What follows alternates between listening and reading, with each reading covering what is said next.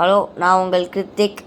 இன்றைக்கி நம்ம என்ன பார்க்க போகிறோன்னா, எங்கள் அம்மா பேபி கார்ன் எப்படி ஃப்ரை பண்ணி எங்களுக்கு ஒரு நல்ல ஸ்நாக்ஸாக எங்கள் ஈவினிங் கொடுத்தாங்கன்னு பார்க்க போகிறோம். ஃபஸ்ட்டு எங்கள் அம்மா பேபி கார்னை பொடிசாக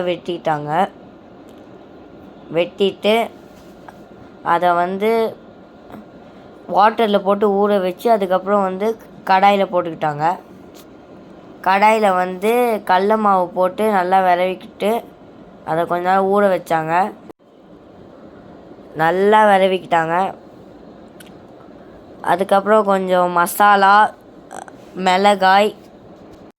மிளகாயிலே 2 வகை போட்டிருந்தாங்க.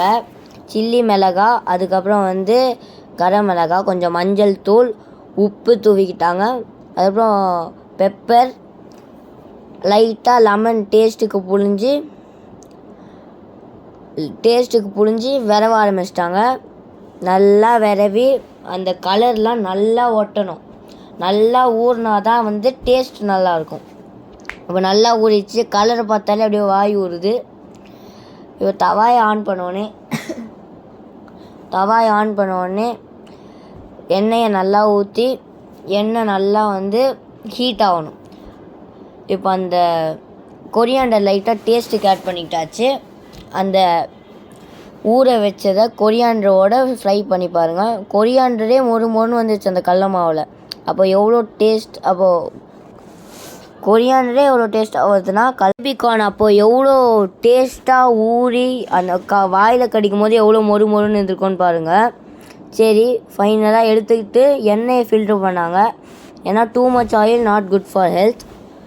இப்போ அது லைட்டாக சாஸோட வச்சு அந்த கொரியாண்டரோட பாருங்கள் எவ்வளோ அந்த கருப்பு கூட அவ்வளோவா ஆகலை. ஆனால் அந்த மொறு பார்த்தாலே தெரியுது. பார்த்திங்களா எவ்வளோ மொறுன்னு ஆயிடுச்சு. ஆனால் ஆயில் ஐட்டம் ரொம்ப அதிகமாக சாப்பிடாதீங்க. கெச்சப் சைட் டிஷ்ஷாக வச்சாச்சு. இப்போ இதெல்லாம் உட்காந்து ஈவினிங் ஸ்நாக்ஸாக சாப்பிட போகிறோம். சரி, ஃபஸ்ட்டு டேஸ்ட் எடுத்து சாப்பிட்லாம். செம்ம டேஸ்ட்டு, செம்மையாக இருந்துச்சு. என் தங்கச்சி தான் சாப்பிட்டா. அவளுக்கு டேஸ்ட் ரொம்ப பிடிச்சிருந்துச்சான். எங்கள் அம்மாவுக்கு ஒரே பாராட்டாக இருந்துச்சு அன்றைக்கி நாள் முழுவதும். இந்த மாதிரி நிறையா டிஷ்ஷஸ் வேணும்னா வீடியோவை லைக் பண்ணி நிறைய பேருக்கு ஷேர் பண்ணிக்கோ. அப்புறம் மறக்காமல் சப்ஸ்கிரைபும் பண்ணிடுங்க. Thank you all.